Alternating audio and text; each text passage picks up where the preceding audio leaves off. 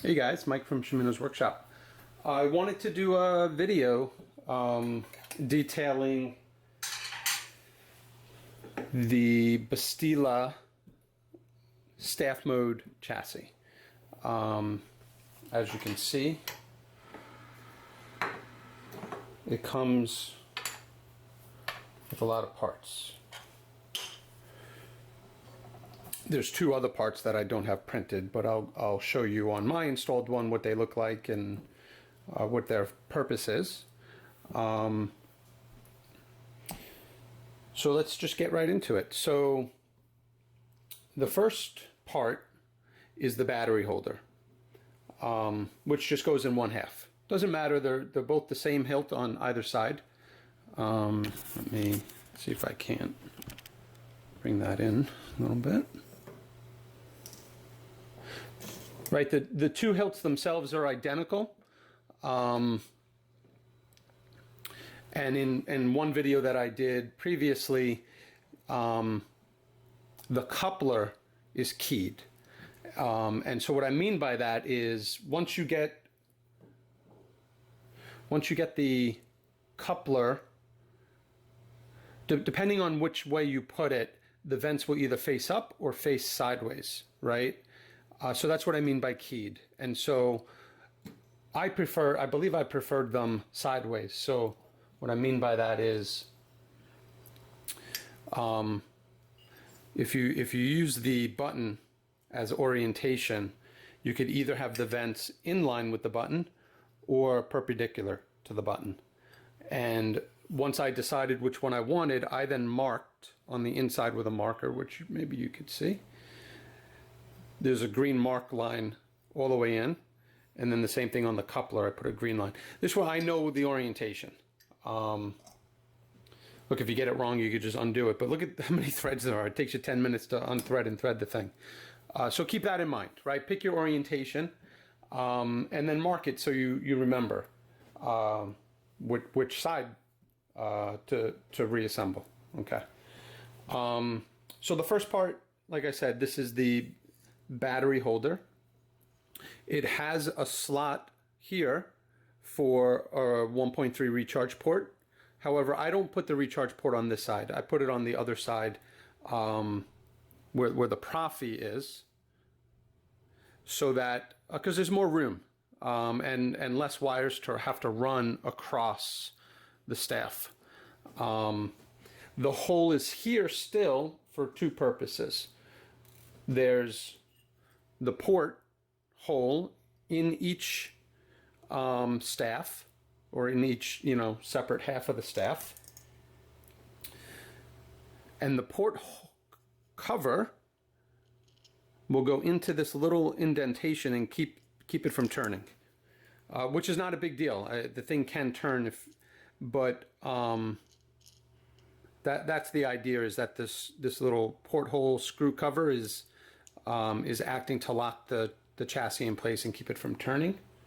And you could also use these 2.1 to 1.3 adapters to hold it in place as you tighten everything up. It's overkill on this side. It's more important on the other side, and we'll get into that. So this is mine, and as you can see, I'm using the chassis 21700. It's sized for a 21700 battery, which is a bit larger than an 18650, but it also has more capacity, and also 20 amp, which is nice because this one battery is driving both pixel blades, right? So you want the higher ampage and you want the longer runtime. And then you can also see we have the PCB switch, the pixel switch combination PCB, and there's two of them. So as you can see, one side has a recess, and that's so that it can fit into the coupler, which is reduced. Because on the hilt it's like 31 millimeter, but on this side it's more like 24 or 25, I forget. 23, it's probably 24, maybe 25. Like I said, I forget. But there's a reduction there, and so that side faces this way. This side goes up into the switch holder, which is this thing, like that. So it'll make a connection with a blade side PCB on this side. So let me get into the details here. So I'm not using Keystone battery terminals here. These are different ones that we get on Amazon. I'm not sure if they're branded. And we cut the spring, so the negative side spring, we cut it because it's way too long. It doesn't need to be that long. So we cut it, and that gives us a better fit on the battery. This might even be a little bit, I might be able to cut one more off of that. But the idea, positive is on the switch side and negative is down here. It doesn't have to be, because either way you're running wires to, you're running positive wires to both sides, right? Well, you don't need to send a positive wire to the other side only to send it back. So you're going to wire a positive off of the positive terminal to your NeoPixel and to the other side, which will go to recharge port and to board.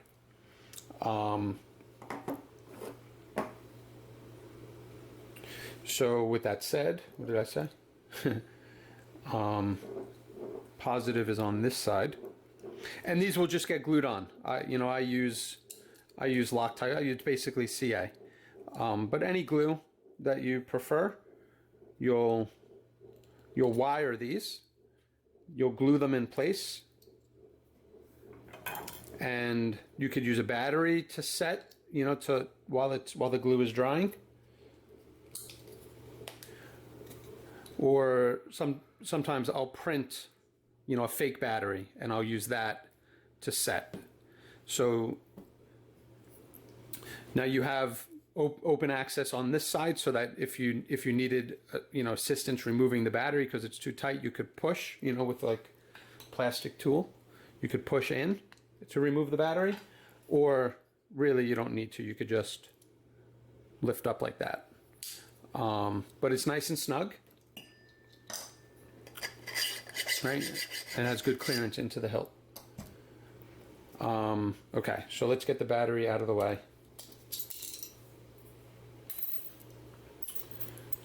And I'll include these with the purchase of the chassis, so you have them. Okay, so we'll put the battery to the side. Under the battery is a wire channel.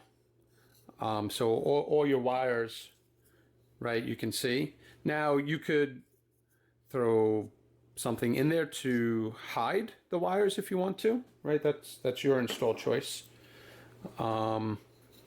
On the finished version, my chassis doesn't have them, but I was trying to go with the theme of the vents, and I went with some Death Star panels. Hopefully it's getting picked up, but you can see the design, long, short, all the way around. So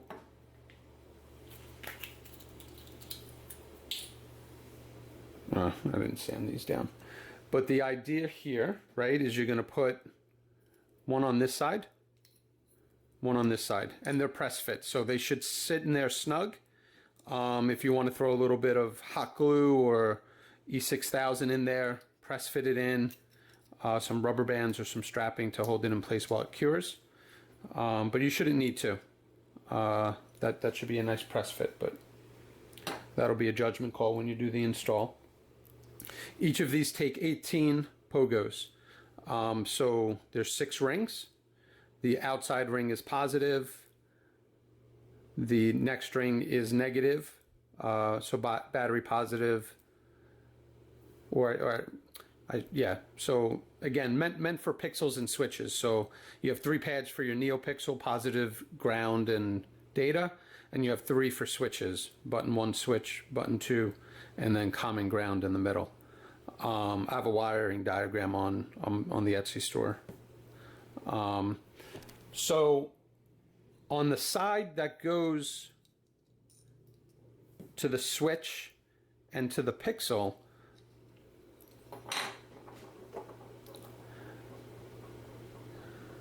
what did I do there? I gotta remember what I did. Oh, right. There's only one switch. So while there's two switches, right, each hilt has its own set of switches, I only implement one of them.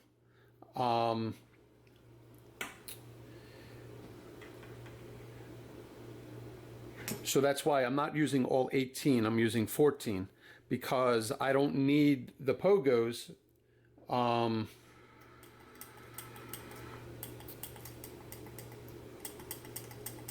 So I'm hesitating because I'm trying to think through that. It's been a while. Yeah.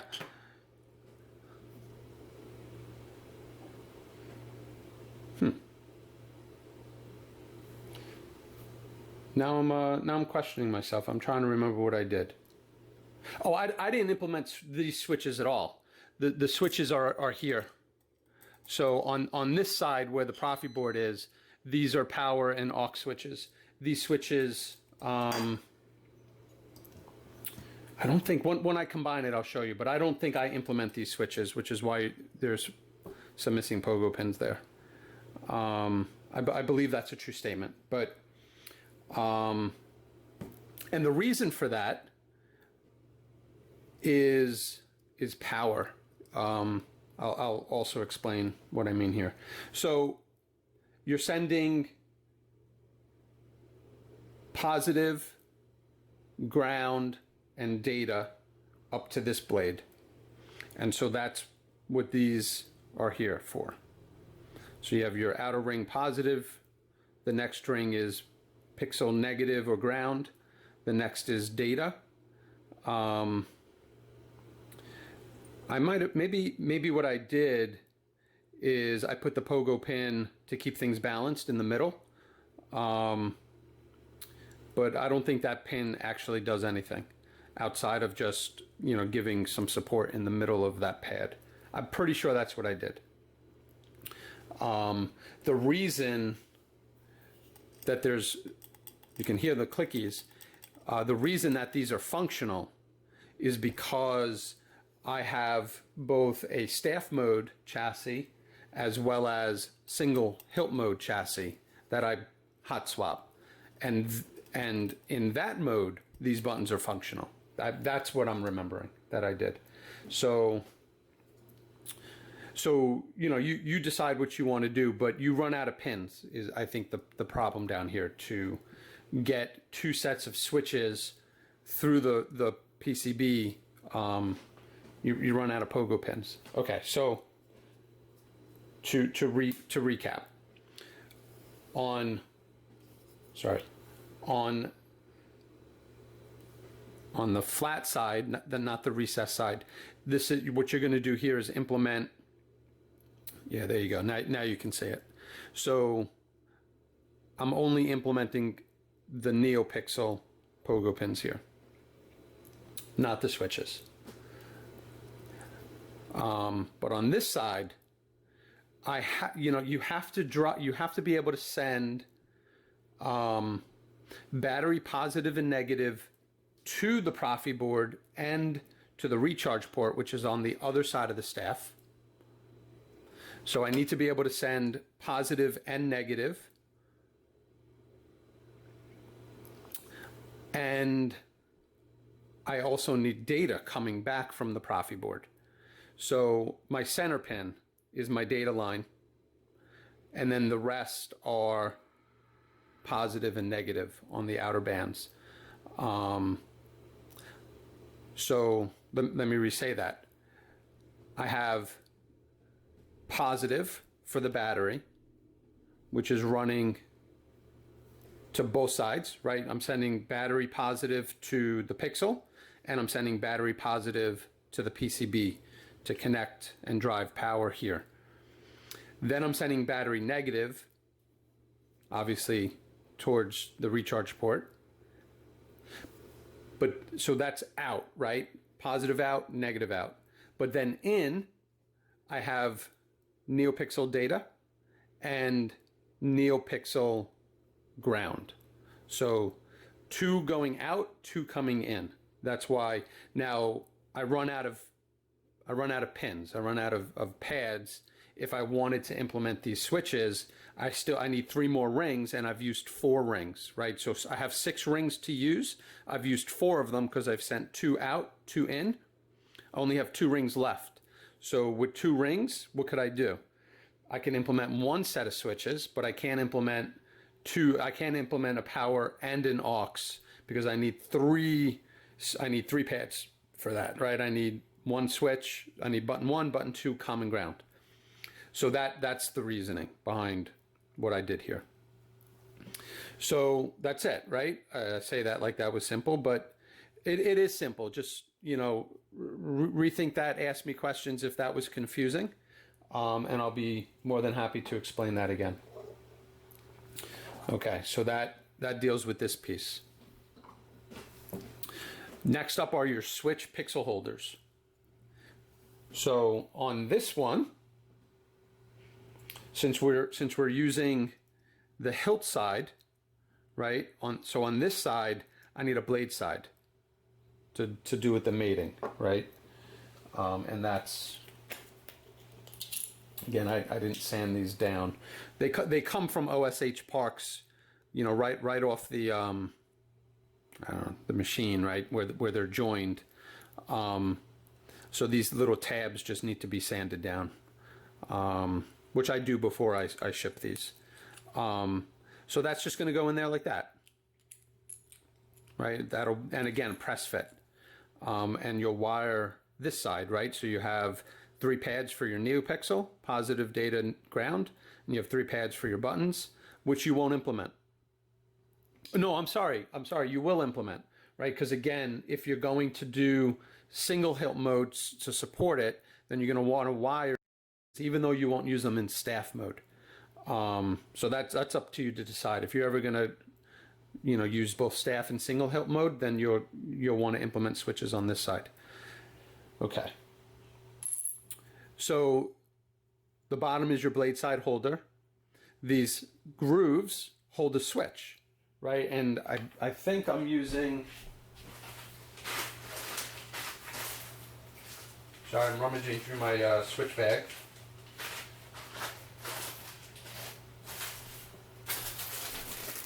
I believe I went with these style switches. So your switch will be wired. I gotta find that so the cat doesn't eat it. Right, so you'll find, and there's a small little slit right at the bottom where you can pass your wires through. And that's important to pass your wires through that slit because on the top side is going to be another PCB. Right, so you'll put your buttons on your switches on both sides. I use some hot glue under the switch, just a small little P, and then hold it while it sets, and then the switch ain't gonna go anywhere. And you'll have your switch wires in the center that you can then wire to the blade side PCB. And then your plungers, right, which are these. The hilt doesn't come with plungers, unfortunately, so I had to design and 3D print ones, and I went with black, but you could do that in any color, or you could have metal ones made if you wanted to. Right, but the idea is that it's sitting in the hilt, just kind of floating, and you're pushing it into the switch cap. So it's a simple concept. And then finally on top, I'm using custom Saber Shop hilt side PCB, which would fit right here in the groove. This is a stock one, just to give you an idea of what you're doing here. You don't have to do this. You could just run wire straight up into the emitter if you wanted to, but I wanted quick disconnects for everything. So I went with a custom Saber Shop, not a stock one here, but a custom Saber Shop hilt side, and I'll show you. So that's the holders, right? One for each hilt. And let me take this apart and I'll show you what I'm talking about.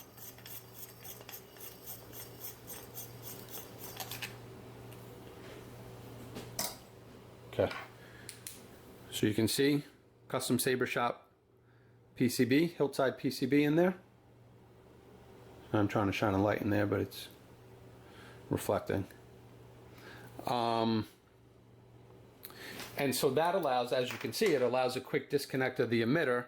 And so I have this blade side holder sitting here, which allows for the quick disconnect and obviously makes contact with the hilt side and is then wired to a stock PCB here in the emitter, which I'll show you. So what I do is I wire the stock PCB first, drop it into the emitter, put a blade plug in it, or a blade, tighten down the screw, and that'll keep the stock pixel and holder in place while you then run the wires and hook up your blade side on this side and, you know, twist the wires so that it all presses in and you get a nice tight fit there. And like I said, is that necessary? No, probably not, but it made life easier with the install, because if you don't use the disconnect there and you just run a wire, you run 3 wires from your switch PCB up to your pixel PCB, then you're gonna have to deal with you have wire management you're gonna have to deal with. And I like avoiding wire management if I can. So now let me take the plug out.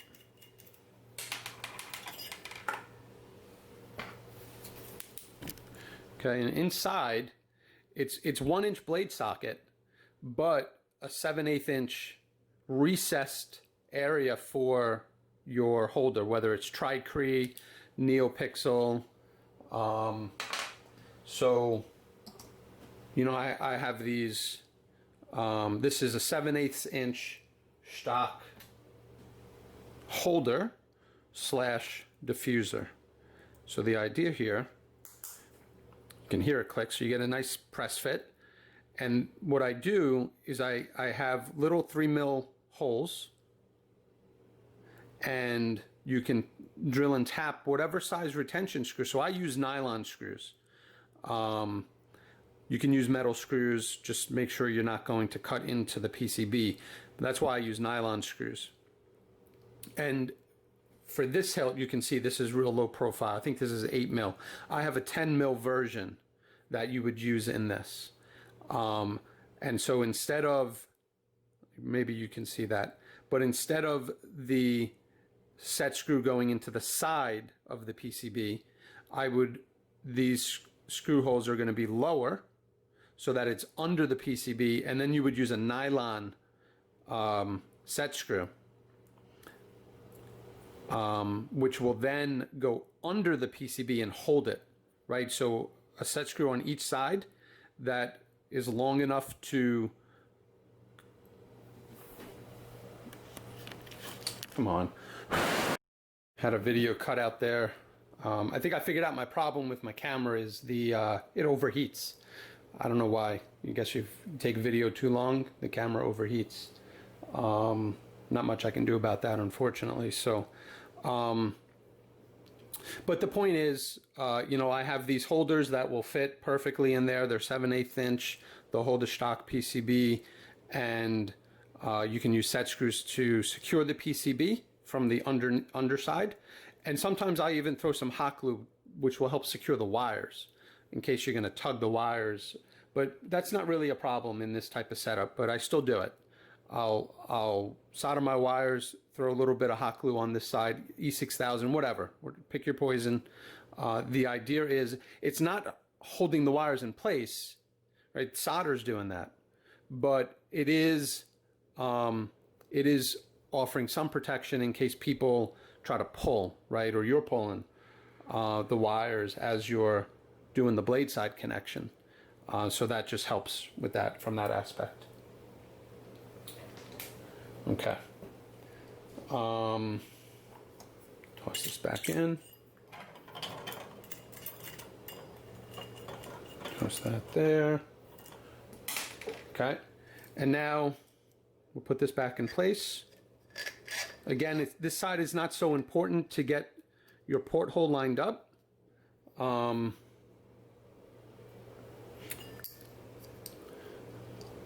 Because it's basically floating, and then once you get the porthole cover or porthole screw in place, that's going to keep it locked in. Okay.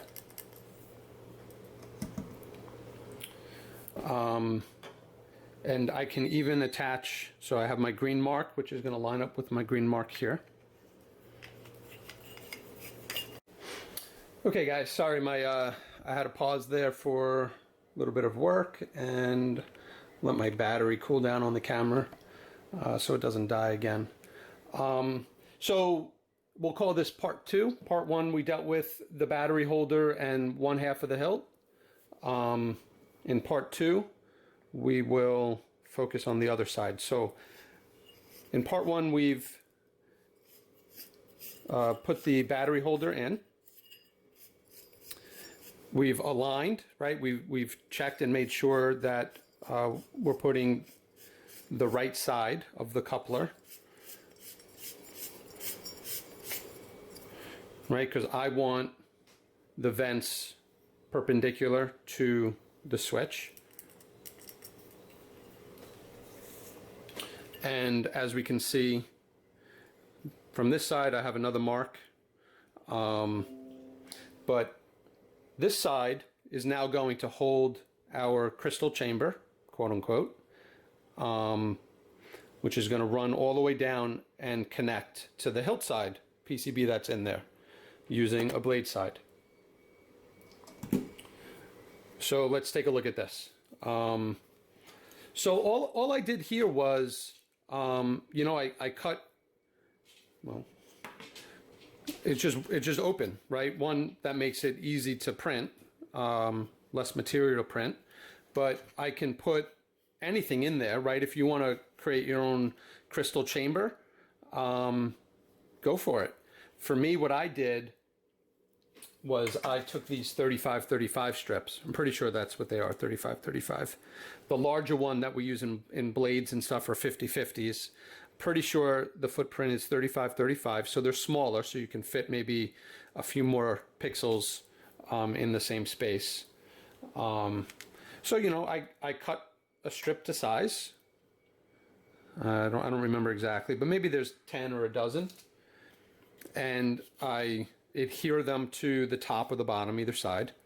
And then carefully, you know, so I didn't trim this down. So there's a little bit of material that's getting caught up, but, and then there's notches for either wire management or for your pixel strip.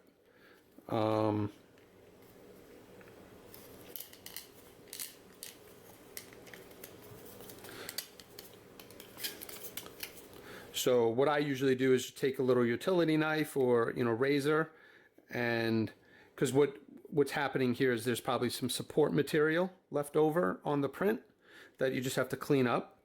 And once it's cleaned up, it's going to fit in there, and it's not going to be, you know, it's snug now, but it doesn't need to be that snug. As you can see, mine's loose, because once you get it inside the coupler is going to hold it in place. So it doesn't have to be, you don't have to go crazy, you know, with a snug fit.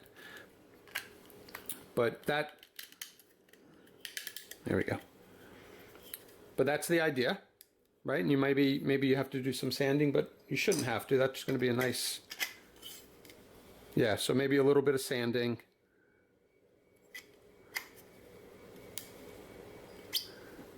I'll look at my print and make sure that that's not printing oversized. I did use different settings when I printed this one, so it might have expanded a little bit. But that's the idea, right? Is you can put your pixel strips. Maybe you want 2 pixel strips. It's not necessary. When we ignite that, you'll see there's plenty of light with just 1 strip. So you can have, you know, pixel strip on one side. You can have wire management on the other side. You can have pixels on both sides. You know, it's good diffusion, right? You're not going to see through that. So wires, you're not going to see. You know, just do a good job with that. Get creative, man. I'd love to see somebody do a full crystal reveal there. That would be awesome. Okay, so you have your blade side PCB. Now remember, this side is special because it's joining on this side, which has power, battery positive, battery negative going out, but then it has pixel data and pixel ground coming in. So make sure you match your blade side PCB wiring to the hilt side here. Continuity testing is key for that, right? Get yourself a good digital multimeter. Okay, so let's move up. So this hole here is so that you can insert a speaker. 28 mil bass speaker. I have these up on the store as well. And this way. It's going to be hard to see, but if you look in the back, there's grooves cut out. You can probably see them on the outside. I had, you know, I really wanted the 28 mil bass speaker, and the chassis itself is like 31, right? Or 30, I forget. So there, you know, there's not a lot of wall. The wall is very thin, 2 or 3 mil wall. But the idea is, wrong orientation. The idea here, if I can get it out, is there's grooves notched into the wall so you can run wires past the speaker. And there's also grooves or notches in the wall for the tabs, the solder tabs. So there is orientation here, and the tabs are to the side. Let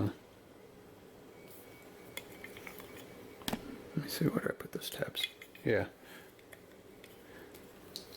Right, so you'll wire it. You'll press it in. It's going to be a nice fit. It's going to be a nice press fit. Maybe a little bit of sanding. I don't remember sanding. I'm just checking to make sure that I'm oriented right. It could be a little bit of the glue that they're using on the solder tabs that's getting in the way, so I can see it right on the top there. There's a little bit of probably liquid. This side looks okay, but you know, look, it's not going to be perfect, right? Every install you have to, sometimes you got to just make things work. But the concept here, right, is that this speaker is going to fit. There you go. Right, I'm not going to, well, my pinky's not my pinky's not strong enough. You know, you can come in here with a long tool. Now don't bust the speaker cone. All right, don't do that. Yeah. So just, you know, with a little bit of sanding, because I think things are just getting in the way. That'll be a press fit, and it's going to look like that in the end. I'm going to try to work on like a port cover, just to close that up and hide it. But that's what it's going to look like. I don't think I glued that in, if I'm remembering right. It's snug enough. Okay. So then working our way up, right? We continue past the speaker, so we have grooves cut into the wall for the wire management, which will exit behind the speaker. You have your 1.3 recharge slot right there, which is going to be right under the Profi board. Plenty of space under the Profi board to hide and deal with wire management. There should be no reason for resistors. Let me think.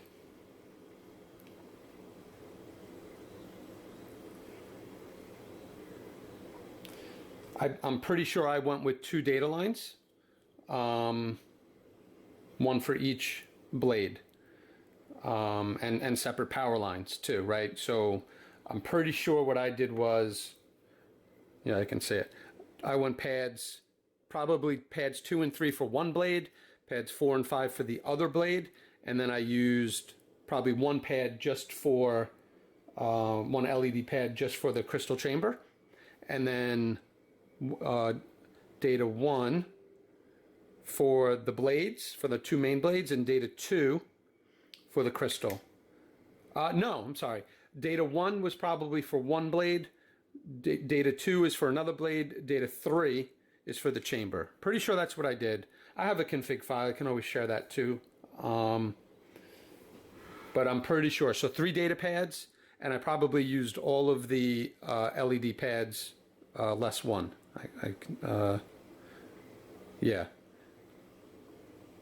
And then my 2 switches. Yeah, so I'm pretty sure that's what I did. The Profi board is going to be a nice snug fit as well.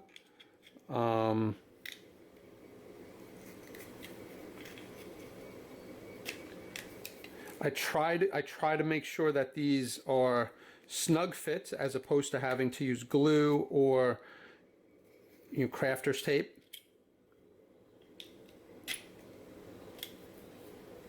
Yep. So that'll just snap in place. It won't come off unless you want it to come off. Right? So you get a little tool just to lift up the corner. Don't try to pry it up from the USB port, because that'll pop off. Make sure you use a tool and go to the side, and then when you need to access it or get under it, you can.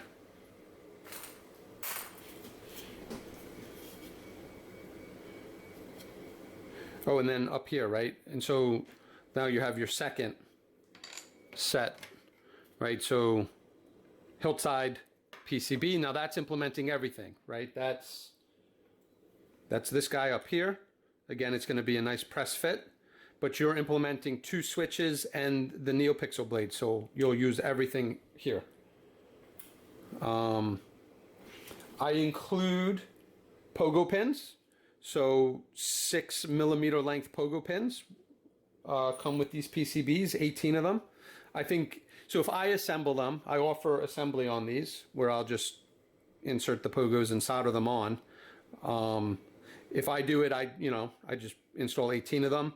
If you order these not assembled, then I'll give you 20. One, because it's easier to count out 20 than it is 18. And 2, I'll just give you 2 extra, just in case you're going to lose one or mess one up. You'll have some spares. So that's I think that's it. We talked about the plungers. So then let's just finish this install. So now what I do, this one, orientation matters because of the recharge port. So what I do is I get that situated. I think I bought this on DigiKey. I'll put that there just to keep it from turning.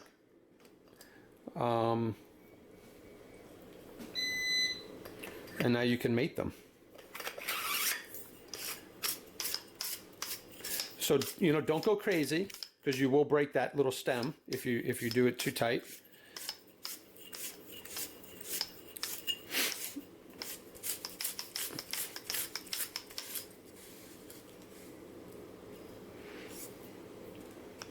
Now I'll hold this as I make my final turn. Touched a nerve? No. Getting on my nerves? Most definitely. Okay. Now, I sense.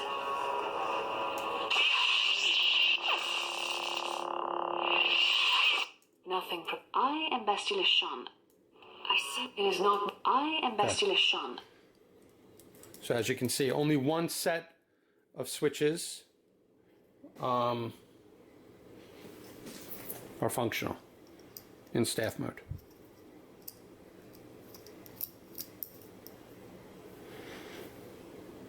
Okay, and now I can just unscrew that, recharge it. I don't have to spend 30 minutes unscrewing the threads here. Oh, the other thing. So these guys, right? So basically, it's in there like that. Now these things will just float, right? And they're plungers, right? So if you open this up and you take your chassis out, this thing's just going to drop, and then your plungers are going to drop in, and then you're going to have to reorient. So what I did was, under this O-ring, I drilled and tapped. I forget if it's 3 mil or 440 set screw, but something small, just to put the holder in place.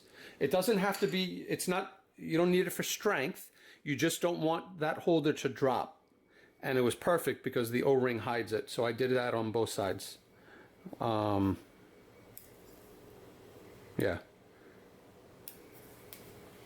And the nice thing about this is that, right, it breaks down. I can take everything out of this.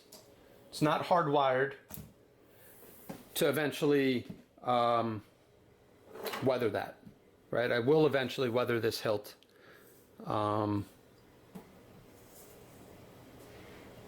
But for now, she shits. I have a maul. I have my Watto's Junkyard maul and my Bastila staff on a wall. I'll take a photo of it. There's a holder, that nice low profile wall mount holder that holds my staffs. So it just sits up there, and if I ever want to see it, I just turn it on and watch the Kit Knight Rider blade style going. I'm pretty sure that's a FET style. Or I'll take it off the wall. And yes, I could put 2 full-length blades in here and really not have to worry, because I have my 20 amp battery. And I have, each blade is powered by separate LED pads. If I really wanted to put a 3-foot blade on each side, I could. I don't do that. I think I have one 3-foot, and then I have my 12-inch, or my 1-foot demo blade, and I've done that. But this thing, I mean, this thing's close to 3 feet without the blades. Put another 6 feet worth of blades on that. That's crazy. But yeah. Sorry, just giving it one more look to make sure I didn't miss anything. But that's it. So I'm gonna put the I'll get this chassis up on the Etsy store hopefully today, if not this weekend. And I'm trying to also inventory speakers, recharge ports, batteries, all the parts that you would need to build this. Minus Profi board. I'm not going to get in the business of selling Profi boards, but battery, speaker, recharge ports, right? All the basic needs. I'm going to try to supply on my website, so you could just get everything you need, right from the Etsy store. Yeah. All right, guys. Well, this, obviously you're watching this, but this I'm going to put up on YouTube, and any questions, certainly reach out. Thanks, guys.